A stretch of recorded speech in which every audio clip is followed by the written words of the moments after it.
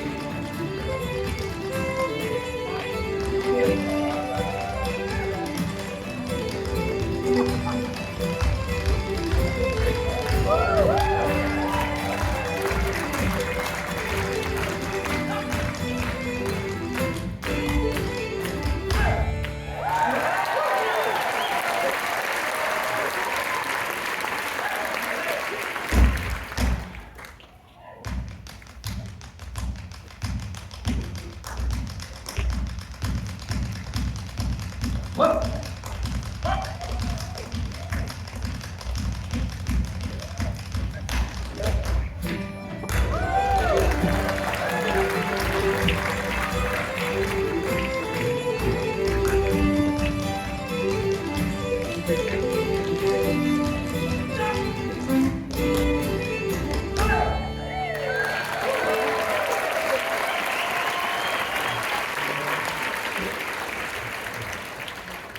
As they say in Ireland, Cé Díle Fáilte, 100,000 welcomes to you all. I'm delighted we can all be gathered here together in this nice, cosy little farmhouse with the spirit of St. Patrick hovering over us all. In the part of the country that I come from, there is a tradition going back hundreds of years of what was called rambling houses. And these rambling houses were the homes of neighbours that people rambled to in the long winter evenings. And they rambled there because these were homes that were regarded as treasuries of Irish music, song, dance and storytelling. Very similar to what's happening here tonight. And little I'm sure that those people think that we, their children, would be taking the tradition so far from home and so far afield, all the way to Bremerton, Washington.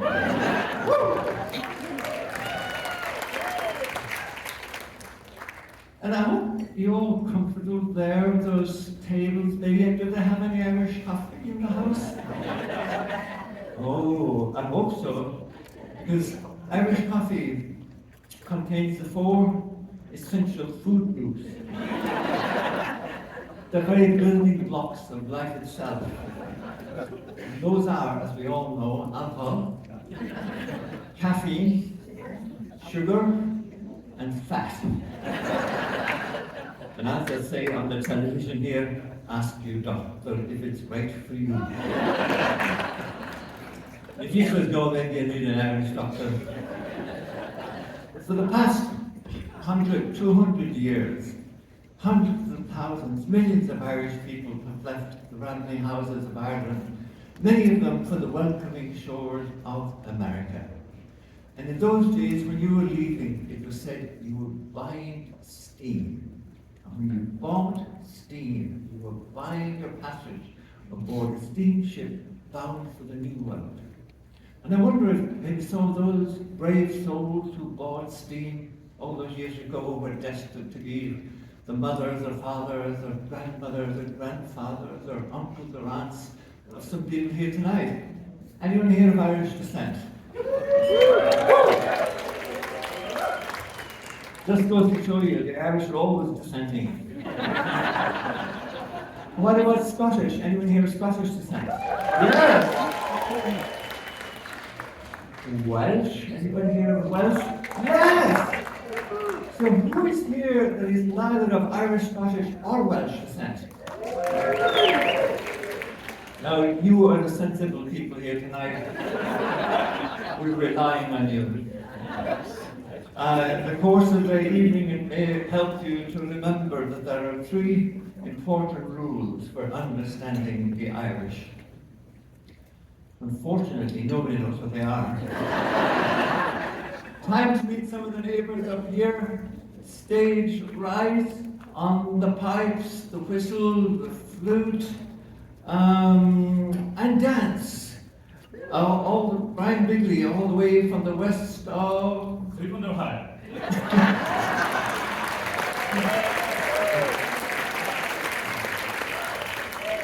Thanks very much. Thanks so much to Brian and to Tim and Matt and Gil on the sound. How about a round of applause for all that?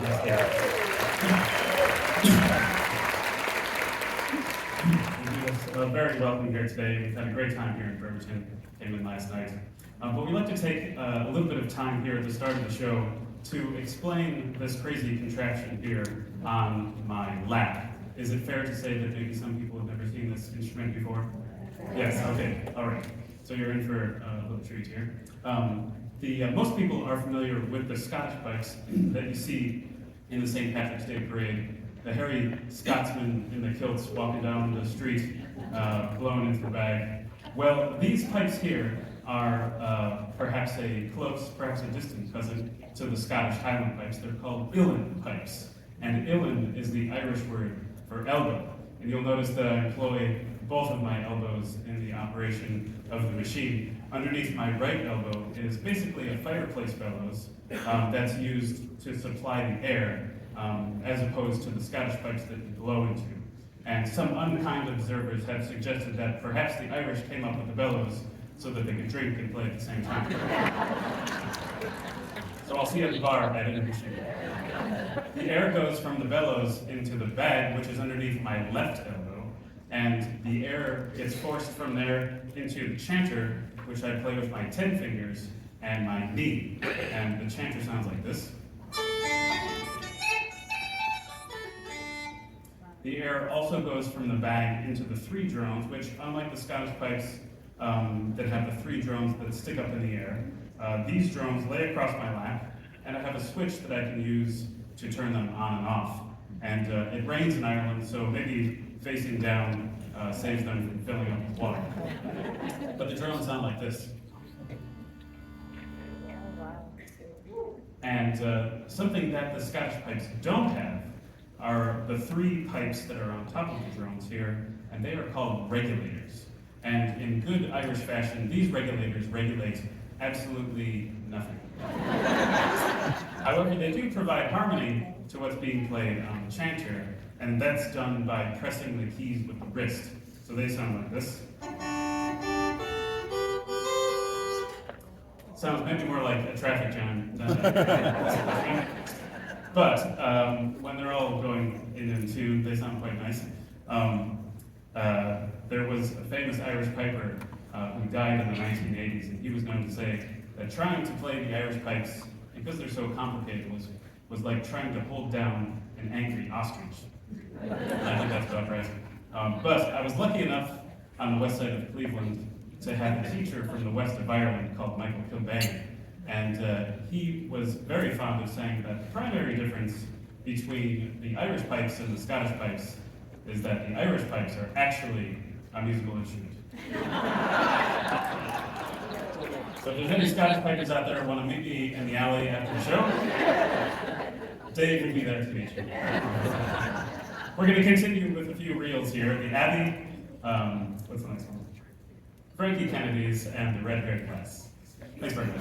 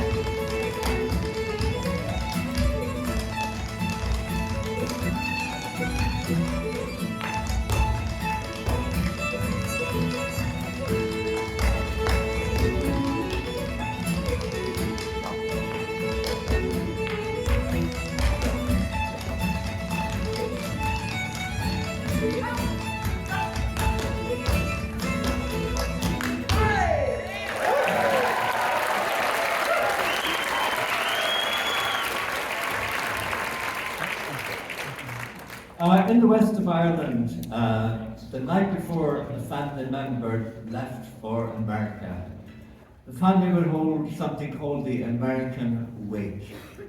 And the American Wake was held because in those days, when somebody left, it was unlikely they would ever see Ireland again.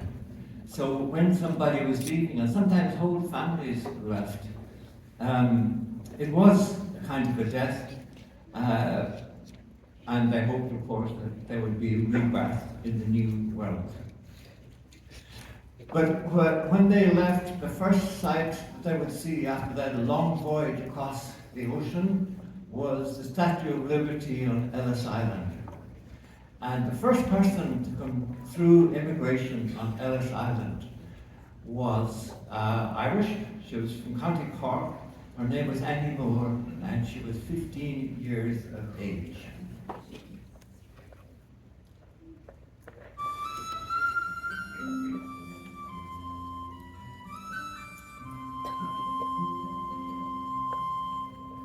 On the first day of January 1892, they opened Ellis Island and they let the people through. And the first to cross the threshold of that Isle of hope and tears was Annie Moore from Ireland, who was only 15 years. Isle of hope, Isle of tears, Isle of freedom, Isle of fears. But it's not the isle left behind.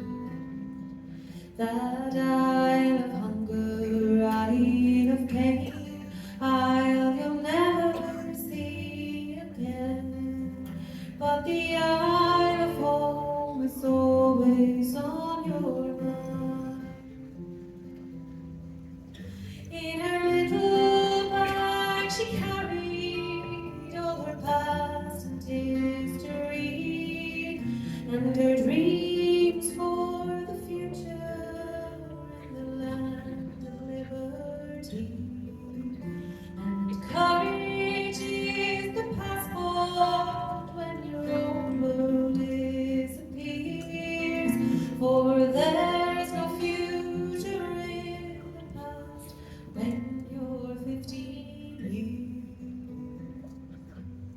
Isle of hope, Isle of tears, Isle of freedom, Isle of fears.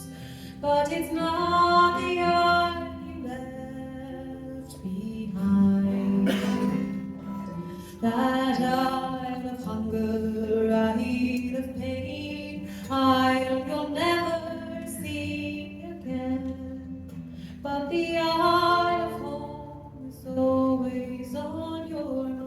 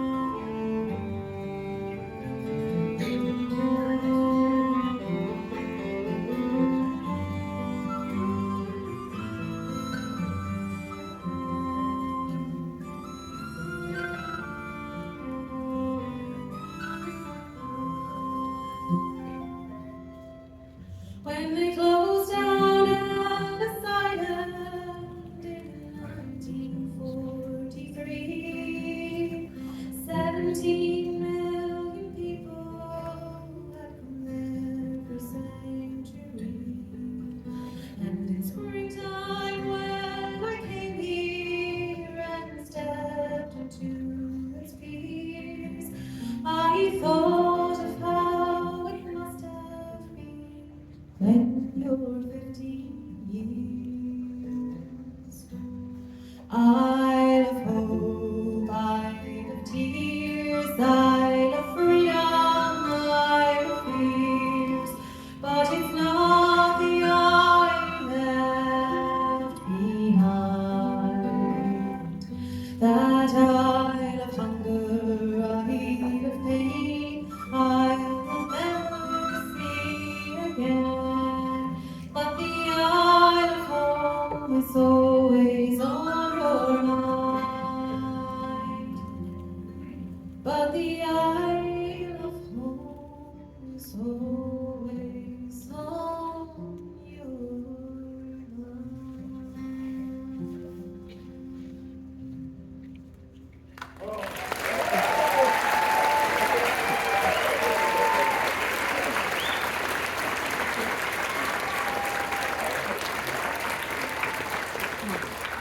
All the way from the tiny village of Rouen in County Clare in the west of Ireland, a woman with a voice, as I say, in the island, that would charm the hinges of the gates of hell.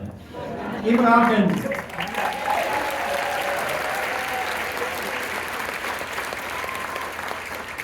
And on guitar, David McKinley Ward. And third is Brandon. This young man, about 10 years ago, this young man used to dance with us, and he disappeared. Since then, he has become the lead dancer with Riverdance.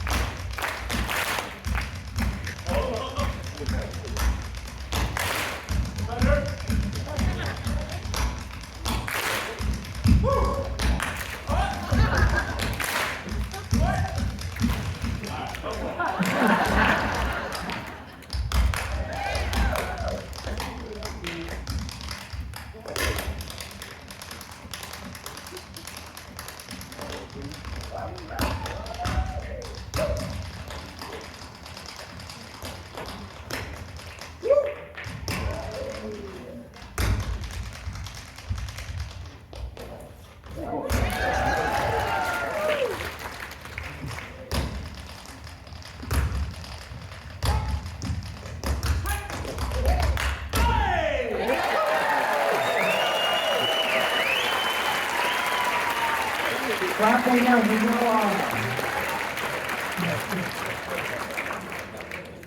In the last days of COVID, you remember those days? Yeah. We all lived in caves. Through the magic of technology, Brian Bigley, Emer Arkins, myself, and some other friends managed to bring to life an idea that I had for years, and that was, through the means of poetry and music, tell the story of an astonishing 25-year-long love affair between Ireland's finest poet, William Butler Yeats, and an English heiress called Maud Gonne. And believe it or not, we did manage to make a CD of it, and even more astonishing, we have it here with us tonight. But here's a poem, one of his early poems, called The Lake Isle of Innisfree. And Innisfree is a small island in the Shannon River in County Sligo.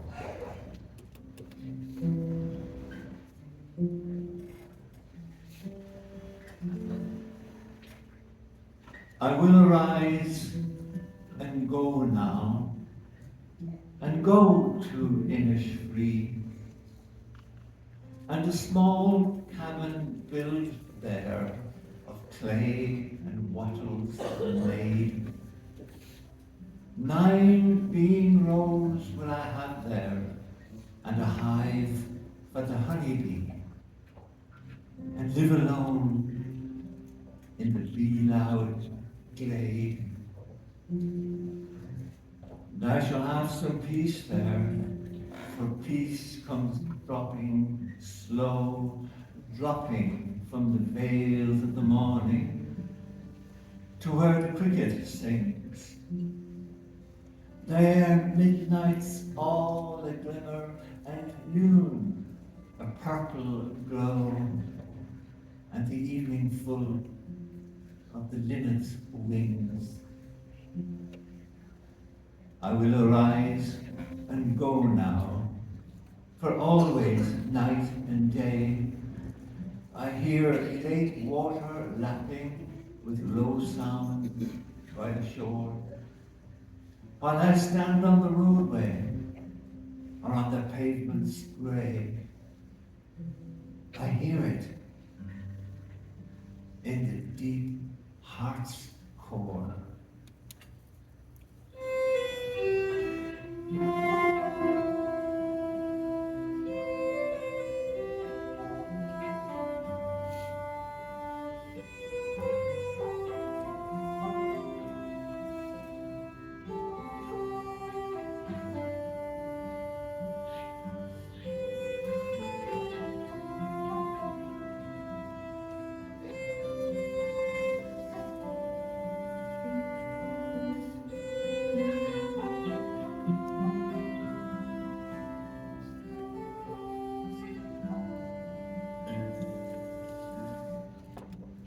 I must away now, I can no longer tarry.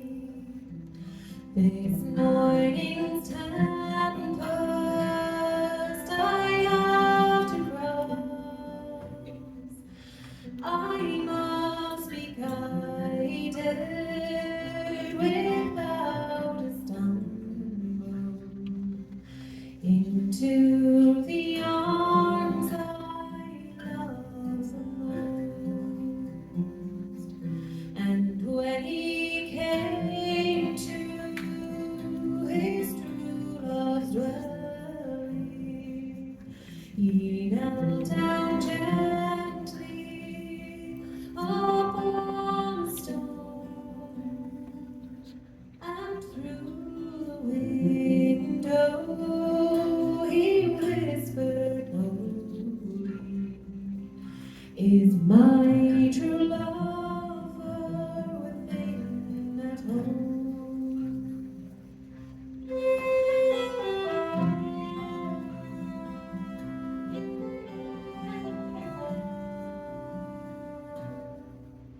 She raised up from her down soft pillow.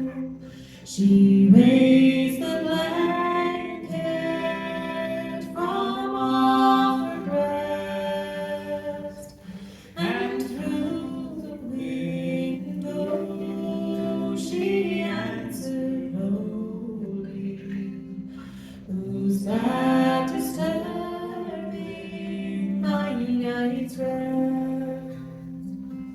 'Tis I, 'tis I, love, it is thy own true lover.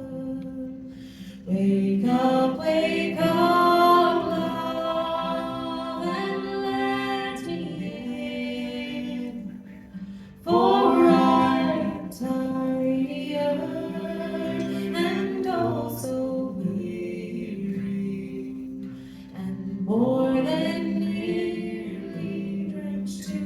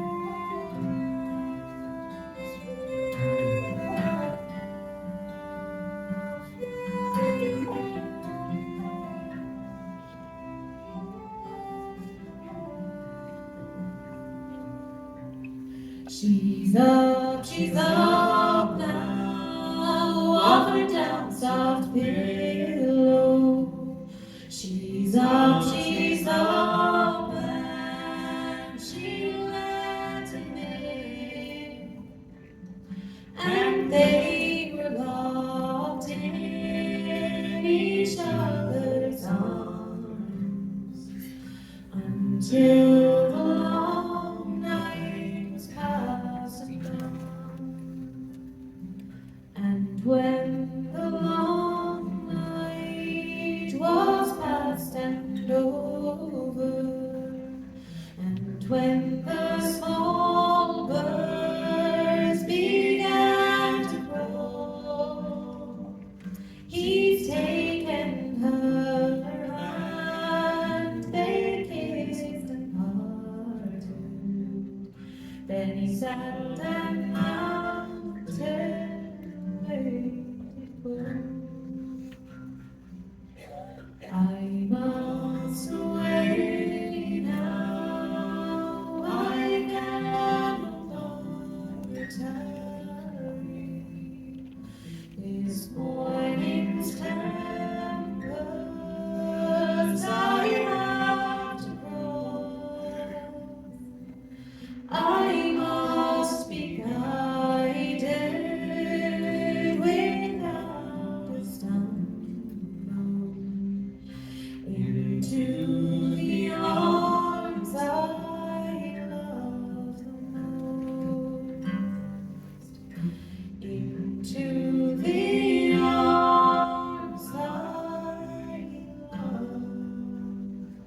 the most.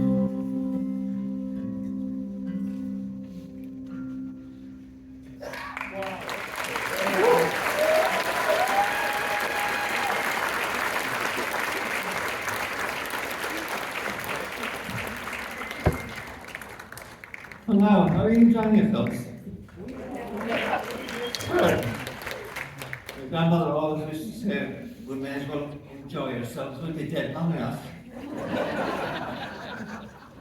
What about the people up there in the rafters of the farmhouse? There's a saying in Ireland that the higher up the hill you are, the closer you are to heaven. Which tells me something about the people that we live. Obviously, also used to say that she didn't think there should be such a strict line drawn between heaven and hell. She thought you should be able to go to heaven for the climate and go to hell for the company. But growing up in such a small place in the west of Ireland, I needn't say, of course, that everybody knew everybody, and everybody knew everything about everybody, and everybody knew everything about everybody's family for generations back. There were people there who claimed that they could trace their family tree all the way back to Adam and Eve and beyond. We had a neighbour, a widow woman, and she said that it was her antecedents who owned the goose from whose back was plucked the quill that Moses used to write the Ten Commandments. And that woman's name is Biddy O'Brien. She was about 70 years of age at the time I'm telling you about now, and a widow woman. And I would myself have maybe 10 or 11 at the time. And she was fiercely religious. But my grandmother told me that in her youth, Biddy had been very frolicsome. And maybe there are some women in the audience tonight who will take note of this, because what my grandmother followed up with was this rule. She said that women who are frolicsome in their youth will get fiercely religious in their later years. And that certainly happened to Biddy. I can tell you, good people of Bremerton, Washington, if Biddy's frolicsomeness in her youth was in proportion to the religiosity of her later years, she must have been some woman. But as she advanced in years, maybe early 70s, she was determined to find herself a safe passage to heaven, a guaranteed way to get to heaven.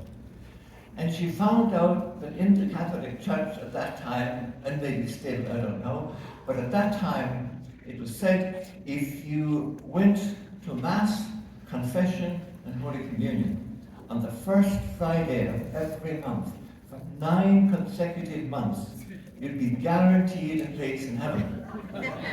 Oh, as Biddy put it, they'll be keeping the bed warm for you up there. Now, Biddy had a cousin who lived at the other side of us, also a widow woman, about 20 years younger. Maybe she'd been about 50 and only recently widowed. And she was the opposite of Biddy in every way. Her name was Kate Ahern.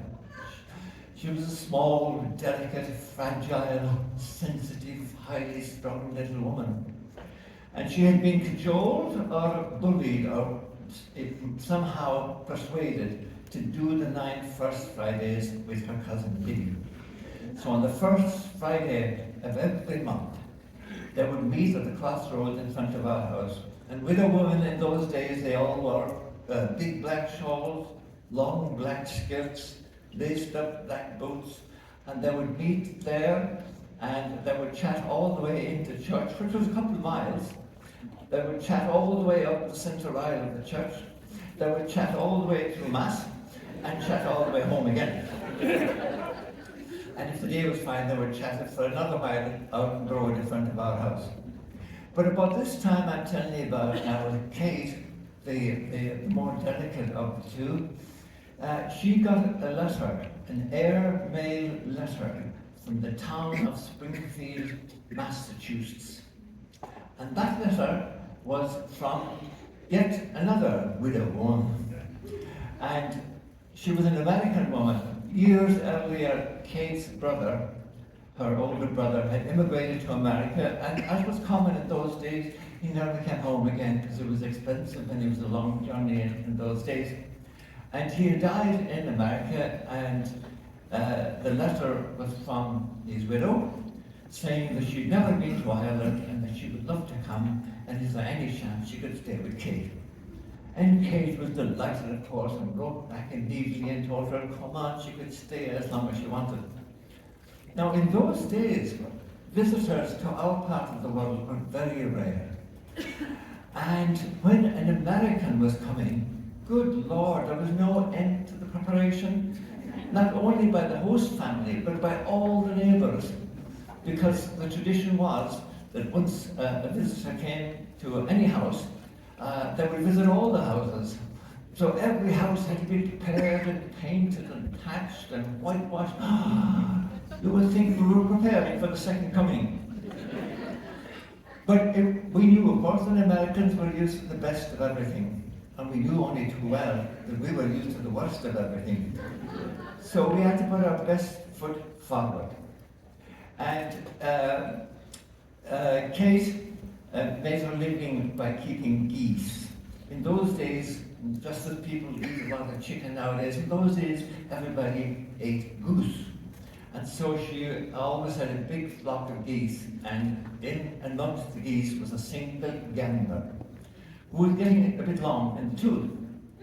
And she decided that she would kill the gander in honor of the American visitor that she was having. And she invited me up to help her in that difficult assignment. And so the morning I went up, all the neighbours would help, and because she was a widow woman, all the neighbours, of course, would help her.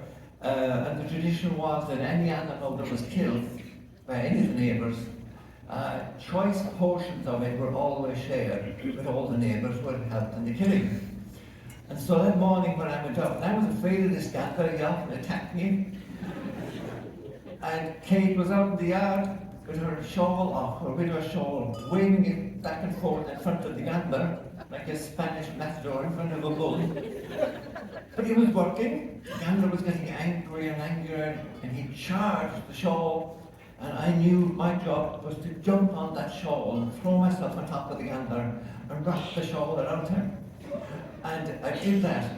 And then Kate, with those long, delicate, bony hands, she put those hands in under that shawl. And ladies and gentlemen, if you heard the way that woman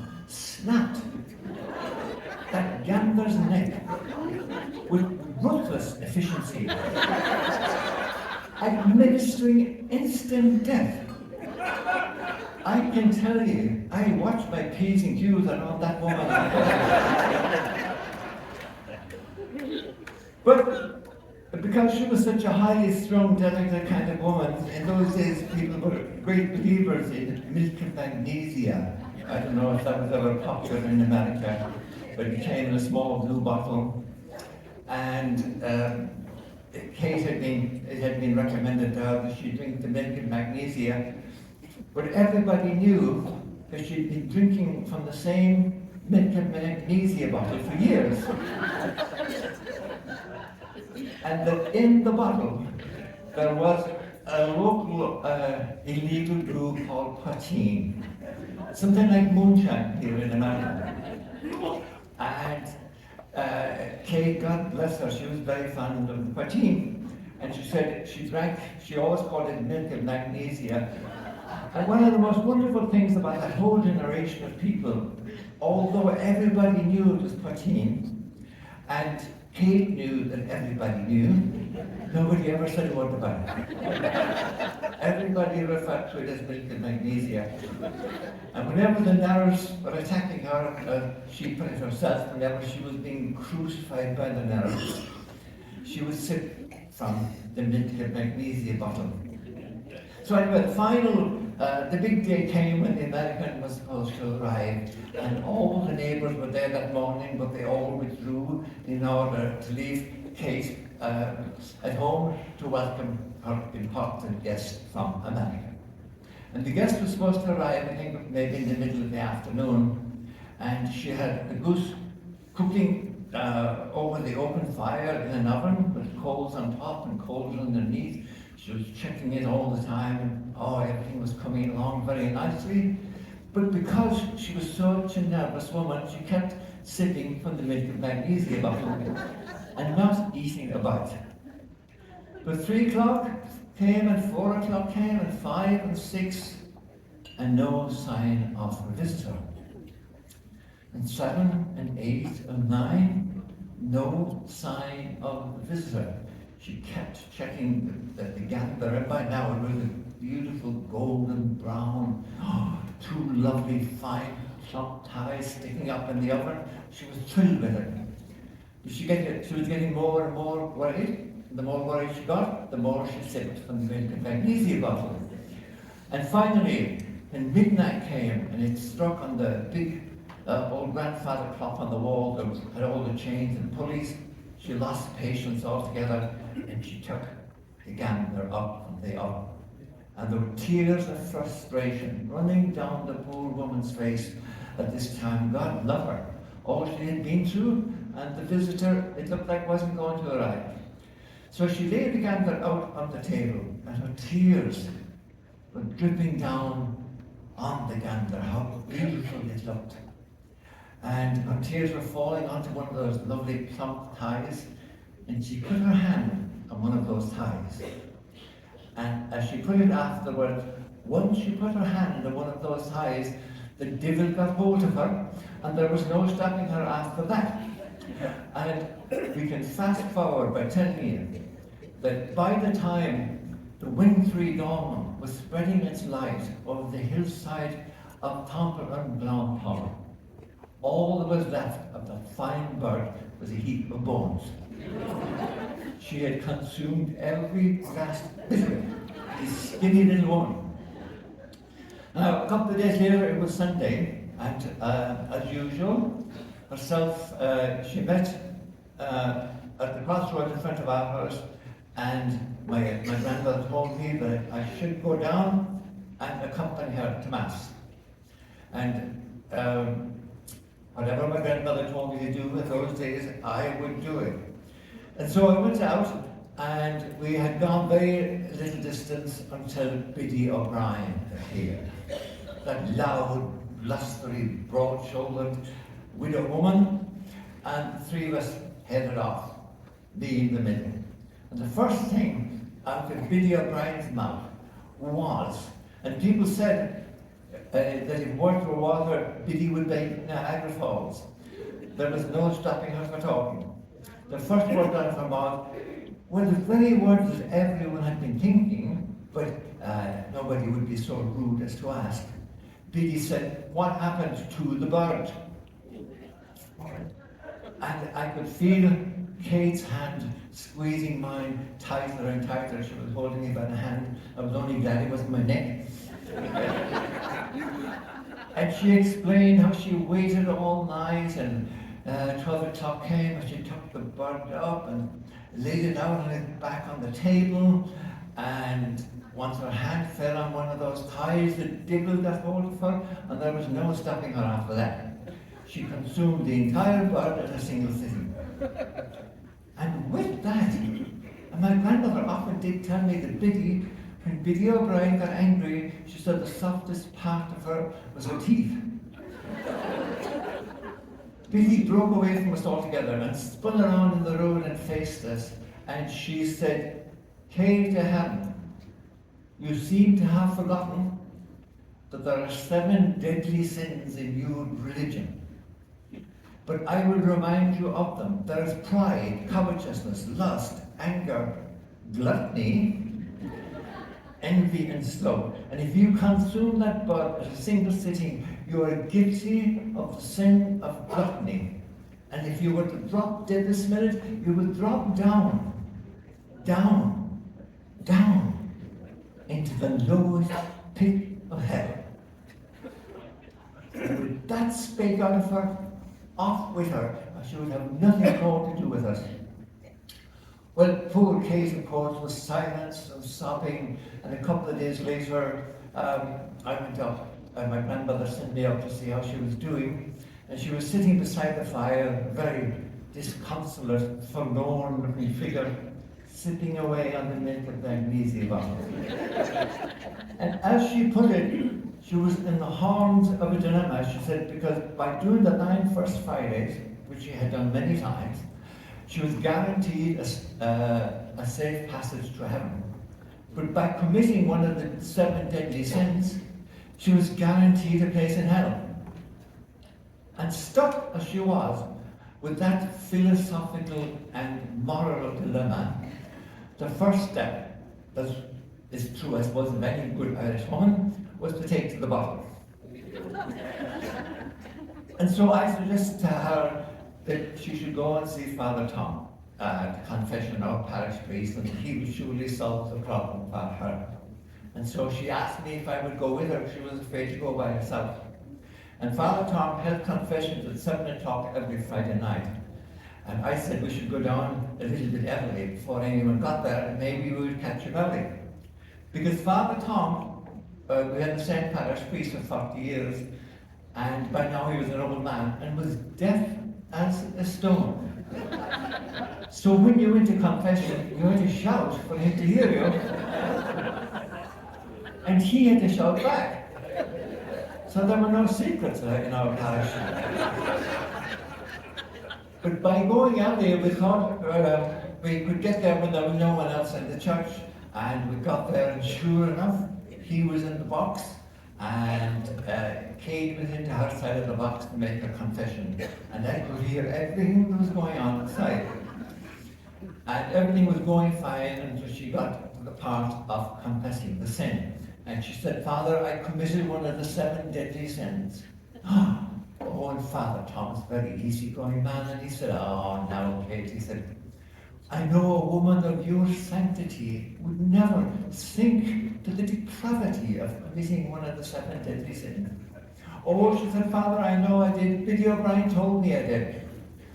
And Father Tom said in his soft, easygoing way, he said, "Now leave it up to me to decide, not Biddy O'Brien. Which one of them do you think you committed?" And then there was silence from the box. And he repeated the question. And she said, "Father, you won't believe this, but I've been able to think of nothing else all week. But now that the time has come to confess it, I've forgotten the name of it."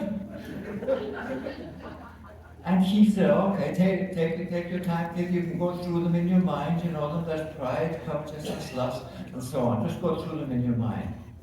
And there was another silence, and after a while,